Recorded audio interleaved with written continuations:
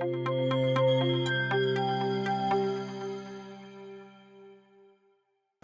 everyone, welcome to Diet to Nourish. This side dietitian Priyanka.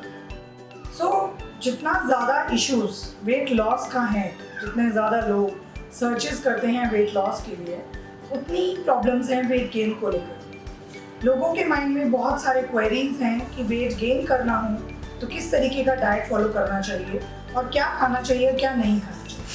बहुत कोशिश करने के बावजूद भी आपका वेट गेन नहीं होता, बहुत कोशिश करने के बावजूद भी आपकी मसल्स गेन नहीं होती, बहुत ज़्यादा खाने के बाद भी आपको लगता है कि आपका वेट गेन नहीं हो रहा है, तो आपको ये वीडियो ज़रूर देखना चाहिए। क्योंकि आज मैं आपको ये बताने वाली हूँ कि वेट गेन ना हो पाने के क्या क्या रीजंस हैं और क्या क्या आप कर सकते हो अपने वेट गेन को सही तरीके से करने के। वेट गेन करने का मतलब ये नहीं है कि आप ज़्यादा खाएं या आपको बहुत ज़्यादा खाने की ज़रूरत है तभी आपका वेट गेन हो।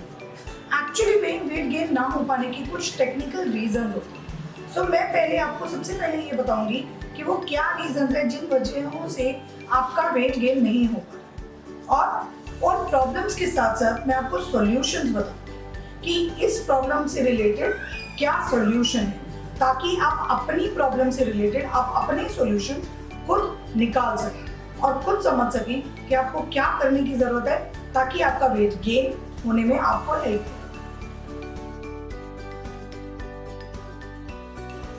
पहली चीज, ज्यादा खाने से वेट गेन होता है, ये सबसे बड़ा मिथ है। ज्यादा खाने से वेट गेन नहीं होता। ये भी रिक्वायरमेंट नहीं है कि अगर आप कम खा रहे हो तो वेट गेन नहीं हो रहा। वेट गेन ना होने का सबसे पहला रीजन है कि आपकी गट हेल्थ इंप्रूव्ड नहीं है, यानी कि आपका स्टमक बहुत ज्यादा डिस्टर्ब रहता है, जिसको एक दूसरे टर्म्स में इरेगुलर बाउल सिंड्रोम भी कहते हैं। हो सकता है आपकी फ्रीक्वेंसी ऑफ मोशंस ज़्यादा हो as compare to a normal person. अगर आपको ऐसा लगता है कि कुछ भी खाने के बाद आपको मोशन आ रहा है, अगर आपको ऐसा लगता है कि दिन में ज़रूरत से ज़्यादा आप खाना जब भी कुछ खाते हो आपको मोशन के लिए जाना पड़ता है, ज़रूरत से ज़्यादा मोशन पास करते हो, दैट मीन्स कुछ प्रॉब्लम है। That is called irregular bowel syndrome. इसके कुछ और भी सिम्टम्स हैं, जैसे एसिडिटी होना या फिर बार बार कॉन्स्टिपेशन हो जाना, बार बार लूज मोशंस हो जाना। अगर इस तरीके के प्रॉब्लम्स हैं तो ये रीजन है कि आपका वेट गेन नहीं हो रहा। अब आता है कि इसका सॉल्यूशन क्या है। इरेगुलर बाउल मूवमेंट्स के लिए सबसे इंपॉर्टेंट है कि आपका फूड ऑफ कॉम्बिनेशन सही होना चाहिए, यानी कि डेयरी प्रोडक्ट्स में मिल्क आपका कंजम्पशन कम हो जाए, ताकि आपकी बॉडी में बार बार जो मोशन ट्रिगर्स हो रहे हैं वो ना, तो आपको मिल्क का कंजम्पशन कम करो। दूसरी चीज, कुछ छोटे छोटे रेमेडीज होती हैं, जैसे ज्यादा यूज करना बटर मिल्क और कर्ड। ये आपके इरेगुलर बाउल सिंड्रोम को ओवरऑल कंप्लीटली क्योर करने में हेल्प करता है। अगर इरेगुलर बाउल सिंड्रोम को आपको कंट्रोल करना है तो आपके लिए बहुत इंपॉर्टेंट है कि आप कर्ड और बटर मिल्क का डेली यूज जरूर करें। इससे आपका इरेगुलर बाउल सिंड्रोम कंट्रोल होगा और जो भी आप खा पी रहे हो वो आपकी बॉडी में पूरी तरीके से एब्जॉर्ब होगा और उससे आपको वेट गेन होने में हेल्प मिलेगी।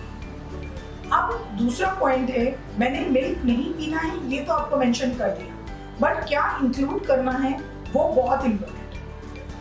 आपकी इरेगुलर बाउल सिंड्रोम के लिए यानी कि इंडाइजेशन के लिए बहुत इंपॉर्टेंट है कि आप अपना कैफीन कम करें। बहुत बार बॉडी में बहुत ज़्यादा कैफीन की वजह से इस तरीके की जो इरेगुलर डाइजेशन होती है ये बार बार ट्रिगर होती है, तो आपको अपना चाय और कॉफ़ी का अमाउंट बहुत हद तक कम कर देना चाहिए। अगर आप ज़्यादा चाय और कॉफ़ी पियेंगे तो आपका इरेगुलर बाउल सिंड्रोम बार बार ट्रिगर करेगा, आपकी बॉडी में इंडाइजेशन बढ़ जाएगा।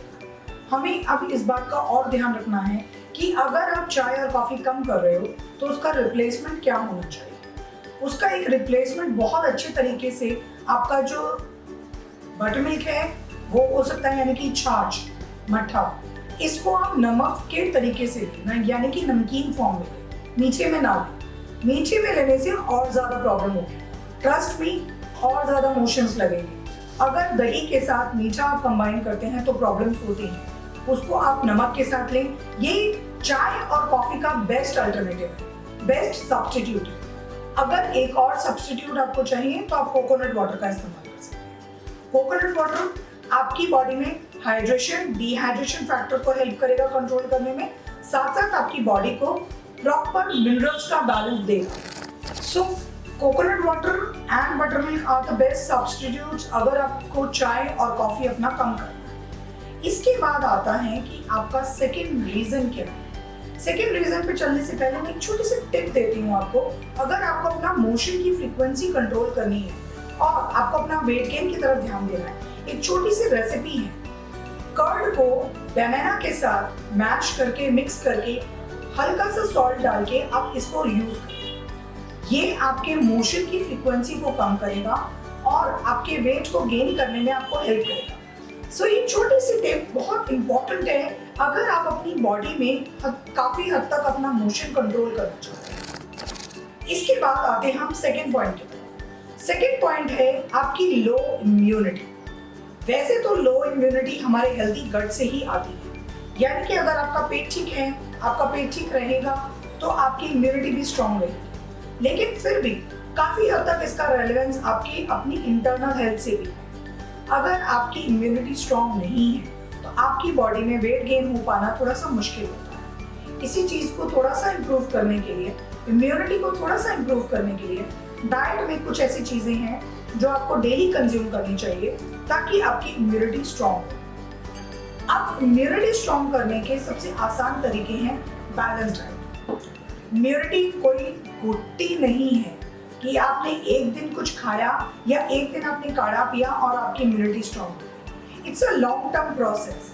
आपको रेगुलरली हेल्दी खाना होता है। अगर आप अपनी हेल्दी इम्यूनिटी चाहते हो तो आपको डेली हेल्दी खाना होगा, बैलेंस्ड खाना होगा, एडिक्वेट खाना होगा। अगर आप इन तीनों पॉइंट्स को फॉलो करोगे तभी धीरे धीरे आपकी इम्यूनिटी बिल्डअप होती है। ऐसा कभी भी नहीं होता कि आपने एक दिन काढ़ा पिया तो एक दिन आपकी बॉडी डिफेंड कर रही है तो आप डेली काढ़ा पियो ताकि आपको डेली बॉडी डिफेंड करे। ऐसा नहीं होता है। काढ़ा पीना is not only the solution to improve your immunity levels. Immunity buildup करनी है, हेल्दी खाओ, बैलेंस्ड खाओ, एडिक्वेट खाओ। सो अगर आप ये तीनों पॉइंट्स फॉलो करते हो, ना सिर्फ आपकी इम्यूनिटी इंप्रूव होगी बल्कि आपको वेट गेन करने में भी हेल्प करेगी। तीसरा पॉइंट हमारा आता है जिसके अंदर हम आपको ये कहते हैं कि आपका फूड कॉम्बिनेशन सही होना चाहिए। यानी कि बहुत बार हम जब खाना खाने बैठते हैं तो हम पानी साथ लेके बैठते हैं। ये आपका कॉम्बिनेशन है। खाने के बीच में पानी पीना आपकी बॉडी में बन रहे सारे एंजाइम्स को सप्रेस कर देता है और आपका डाइजेशन ढंग से नहीं होता। बहुत सारे लोग जब खाना खाते हैं तो बीच बीच में थोड़ा थोड़ा पानी पीते हैं। इस वजह से उनकी डाइजेशन और एब्जॉर्प्शन की क्वालिटी बहुत डाउन चली जाती है और आपकी बॉडी में डाइजेशन और एब्जॉर्प्शन ना होने की वजह से आप वेट गेन नहीं करते और आपको लगता है मेरा इतना खाने के बाद भी मेरा वेट गेन नहीं होता। तो आपको अपना फूड कॉम्बिनेशन सही करना है। तो पहला जो गलत कॉम्बिनेशन है वो है आपका water intake in between your main meals. खाने के बीच में पानी मत पीजिए। खाने के साथ चाय और कॉफी पीना ये दूसरी सबसे बड़ी गलती है, यानी कि दूसरे सबसे बड़ा गलत कॉम्बिनेशन है। जब भी हम चाय या कॉफी के साथ कुछ हेल्दी खाते हैं या पीते हैं तो हमारी बॉडी में सही तरीके से अब्जॉर्प्शन नहीं हो पाता। Tea and coffee are called to be as inhibiting factors, यानी कि आपकी बॉडी में चाय और कॉफी की वजह से पूरी तरीके से डाइजेशन एंड अब्जॉर्प्शन नहीं होता। तो जब भी आप कुछ हेल्दी खाते हो उसके साथ स्पेशली आपको चाय और कॉफी नहीं लेना। हमारा इंडियन ट्रेडिशन है पराठे और चाय। सोचते हैं हमने तो पराठे खाए, डेफिनेटली वेट गेन होगा, बट साथ में आपने एक कप चाय ली तो क्या हुआ, पराठे जो खाए उसका एब्जॉर्प्शन पूरी तरीके से बॉडी में नहीं हुआ और that is the reason you are not gaining weight. So whenever you are trying to eat healthy, don't consume tea and coffee alone, specially nuts.